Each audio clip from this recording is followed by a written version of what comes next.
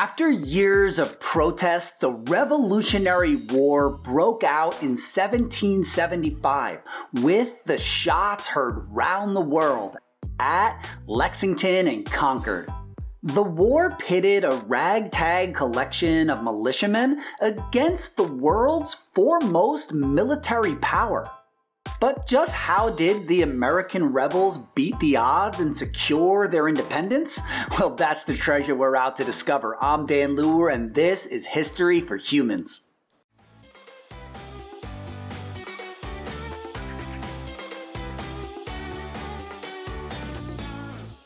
Before we get going, I just want to remind teachers and homeschool parents that there are lesson plans and resources that go with this episode on my website, historyforhumans.com.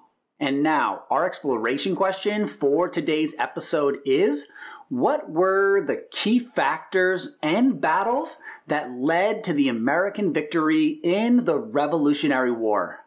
And with that as our frame, umbrellas out, because I got some history to rain upon you. What started a decade earlier as a protest over taxes and tyranny turned into a bloody conflict after the confrontation between the British Redcoats and the Massachusetts Minutemen on the fields of Lexington and then Concord. As war broke out, the prospects of victory were not promising for the American colonies. First off, the British had a professional army and the world's best navy. And they were squared off against ill-trained, ill-fed, and ill-equipped colonial militiamen. The British also had a stable government and economy, while the Americans were really a loose collection of different colonies that lacked unity for much of the war. However, they did have exceptional leadership from men like John Adams, Ben Franklin, Thomas Jefferson, and most of all, George Washington, who was appointed commander of the Continental Army. Another major advantage for the Americans was the fact that they were fighting on home turf. And though there were loyalists who supported the British throughout the war, the colonial forces would be aided by hundreds of thousands of ordinary colonists. But Washington would still have to get creative because the first 2 years of the war were disastrous. The first real battle of the war was at Bunker Hill, just outside of Boston. Trying to dislodge the British from the city on June 17, 1775, the Americans assaulted the British, who were commanded by General William Howe. Though the Redcoats were victorious, the colonists inflicted enough damage to inspire hope in their cause. Victory might be possible, but that hope would evaporate during the New York campaign. After Washington was finally able to take Bunker Hill and drive the British from Boston, Howe moved to take control of New York City. There, he was reinforced with over 30,000 British troops. The British were getting down to business. In August, the Redcoats routed the American forces in Brooklyn and then Manhattan in the Battle of Long Island. And this was the first major battle since declaring independence. And it made the prospects of actually winning independence doubtful. But despite his blunders, Washington was able to execute a nighttime retreat, saving 9,000 troops to fight another day. And lose another day. 'Cause the next few months would bring only more devastating defeats. Washington later wrote, "I think the game is pretty much up."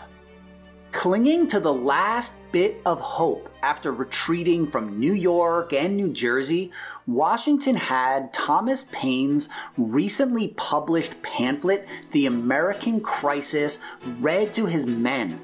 These are the times that try men's souls. The summer soldier and the sunshine patriot will, in this crisis, shrink from the service of their country. But he that stands by it now deserves the love and thanks of man and woman.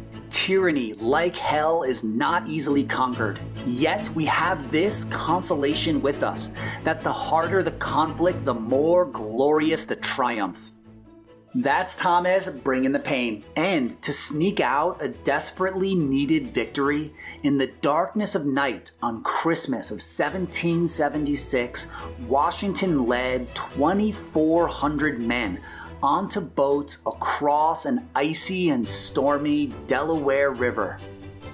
The miserable night opened to a glorious dawn as they caught a garrison of 1,500 German Hessian mercenaries who had been hired to fight for the British crown. The victory at Trenton reinvigorated the patriot cause, and Washington was realizing that he could lose most battles. He did surrender territory, he would, but he could wear the British down if he could just keep his troops fighting year after year.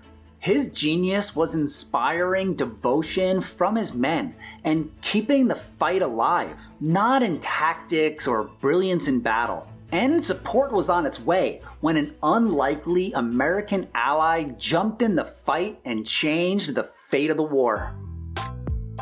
After taking New York, the British were hoping to cut off New England from the rest of the colonies. Marching down from Canada into Upper New York, the two armies met in the Battle of Saratoga. The American forces under General Horatio Gates trapped the Redcoats in the wilderness, inflicting heavy casualties in a battle that would turn the tide of the war.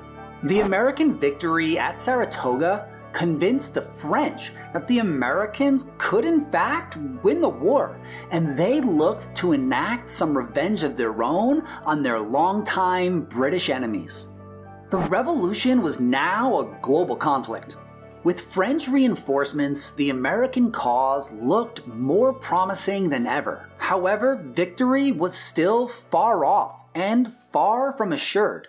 In the winter of 1777 to 78, the Continental Army made camp at Valley Forge, Pennsylvania, where some 12,000 soldiers endured a brutal winter. They were joined by several hundred women and children camp followers who supported them and suffered alongside them. In their crude log cabins, they suffered freezing temperatures and dwindling supplies as the winter wore on. But that brings us to our quiz flash from the past.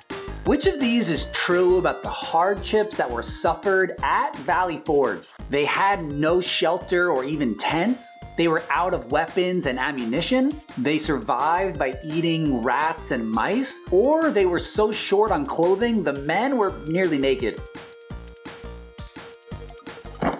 As unsightly as it may be, even armed guards were sometimes seen nearly naked due to supply shortages. Thousands were bootless, coatless, and even without blankets, while rain and snow fell regularly.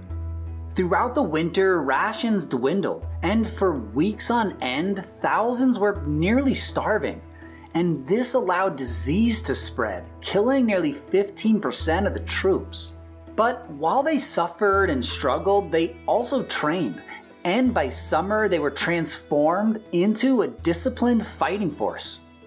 After years of grueling conflict, both armies sought a knockout blow, and it came in the Battle of Yorktown. British General Cornwallis was encamped in Yorktown, Virginia, when the French Navy seized control of the Chesapeake, cutting off their reinforcements. Then, Washington, who was joined by French forces, surrounded the British and laid siege to the city.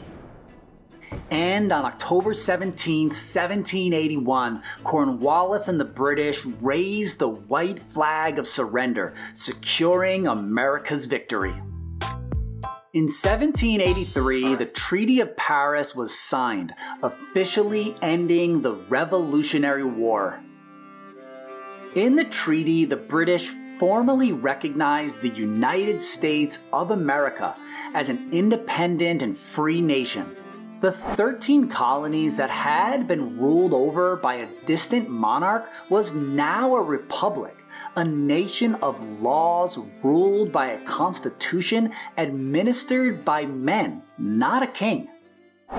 But now, with the revolution behind them, the challenge was how to hold together as a nation marching into an uncertain future, which we're going to explore in our next unit. And the American Revolution remains an absolutely essential aspect of our American identity today. Because remember that history is the light that guides us forward, so thanks for learning some today. This has been History for Humans.